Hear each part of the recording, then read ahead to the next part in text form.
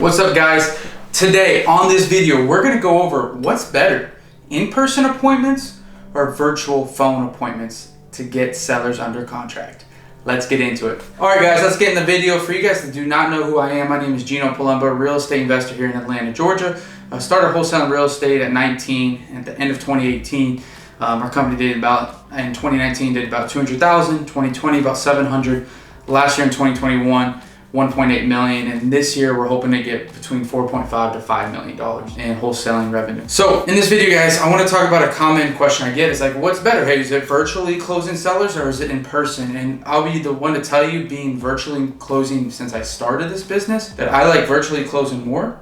But I also want to say some of the biggest guys I know are in-person appointments, right? They go in person to meet the seller. Steve Trang's in person. Darren Danny, that did about 12 million last year in wholesaling fees. Doug Hopkins, which he's a part of Darren, they, together. Another one of my mentors that are doing about $1 million a month. They do the exact same thing, in-person appointments. I mean, so some of these big guys, when they're doing in person, and they're killing it. And so there's no, again, I'm not the one to tell you what's right or wrong, because it just depends on who you are.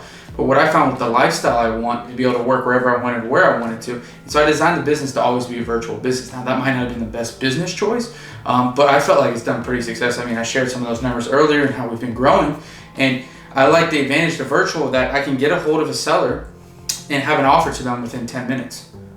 Versus, that's what we have the advantage over in person or over the phone versus in person. Is we can give an offer 10 minutes. By the time that in-person appointment person would have to go out there, if you're doing in-person appointments, the time that it takes for you to take the call, realize this isn't a good appointment, then have to go out there. One, the seller might not even be available. They might not even be close to their home, or they have to let the tenants know. And they have to schedule that to go to the property.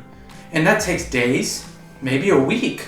And by that time, I already can give an offer. Right? I give an offer in 10 minutes, it took you a week. So we have speed on our hand, right? That was a dramatic situation that I just gave an example of. But still, even if the guy said, yeah, come out today, I already could have gave the seller an offer in 10 minutes. I didn't have to come out in an hour or two. I give them in 10 minutes.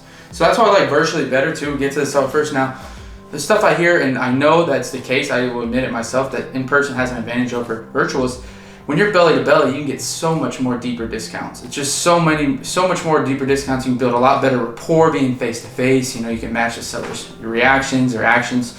As well as, being able to, look at the physical property with the seller and them realizing, when you're both looking at the roof, I never say, or I wouldn't, even if I was in person, like, oh, your roof screwed up. No, but just looking at the roof and everything, and you together looking at it, noting that, the seller in the back of their mind's like, crap, he's looking at the roof that's damaged. Like, that stuff plays a big part in it, right? And you can get a lot deeper discounts from what I've heard, because again, I'm not doing it. And I believe that as well, though, even though I've not done it, I believe you can get a lot better discounts. But again, the way I just position our business is just to be virtual, being able to work wherever we want. And so that's one thing I would say is the advantage to in person. You're going to get deeper discounts and better rapport with sellers. Now again, virtual, what I feel is better is, being able to lock them up quickly, being able to do volume a lot quicker, talk to more sellers and give more offers out, which obviously results in more contracts just because it doesn't take me as long, right? And so again, I'm not here to tell you which one is better or not from your case, because everyone's different. In my case, it's virtual. Like I said, it sets up my lifestyle one. It sets up my volume that I want to do a lot quicker and easier. And guess what? It's also a lot more scalable, because I don't have to only hire in Georgia, or not even just Georgia, because like you could hire someone in Georgia, but they're not going to want to drive 3 hours for an appointment, 4 or 5 hours to an appointment. Georgia's big, right? So I'm not just limiting myself to people around me to hire. Also, virtually can hire anyone in the world. I mean, we have a closer in Bolivia. He's locked up deals. I mean, I'm guessing Bolivia is probably, actually I looked at it, it's like a 7-hour flight, 6-hour flight. He's freaking thousands of miles away, but he's locking up deals for us.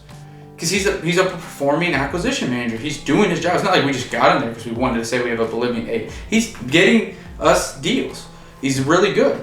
And I would not have been able to hire him if I'm doing in-person appointments. So it's a big thing too, is that job talent, I can pull a lot more. And that's why I personally like him again, because my lifestyle, being able to travel, especially when I started, I don't make calls anymore, but I started that lifestyle where I could make calls anywhere, to being able to hire.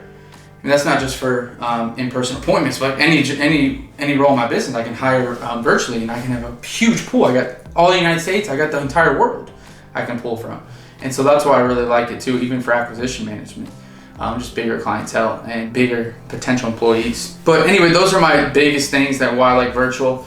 I know, again, both work very well. I just want to share which one I prefer and why. And you might not agree with me. Let me know down below. Again, I don't want you to, you don't have to agree with me. Again, this is my thing. This is what I thought would be the, for our company and what I want to do for my purpose and what I wanted to do in the future in my life. I want to be able to travel, do what I want. And I did this again. I started this whole mindset back in 2018, 2019 when I started this business. And so now I'm actually living that. And it's good to look back. Like, in a week from today, I'm gonna go to Barcelona for about another 8 days, going to Florida tomorrow for 4 days, hang with my family and some buddies. Like, this is what I want to do, and this is kind of changing a different topic into this video, but just to show you like how, you know, me having the purpose of being virtual acquisitions allowed me to do this. Now, technically now, like I said, I could hire people well, I don't make calls, so I do hire people to do it, but I also could hire Americans to go in person if I really wanted to. But I still like the fact that I can be a lot more quicker on the phone with the seller, give them the offer quicker, and get them under an agreement quicker, as well as having that huge buyer pool, excuse me, not buyer pool, but employee pool to pull from all over the world, since I can hire virtually. But those are my 2 cents, guys. If you have, you know, if you don't agree with me, leave it down below. I love to talk about it. There's no right or wrong answer here. Like I said, it's just whatever fits your lifestyle and fits what you want to do. And if you have questions, leave them down below, and thanks for watching.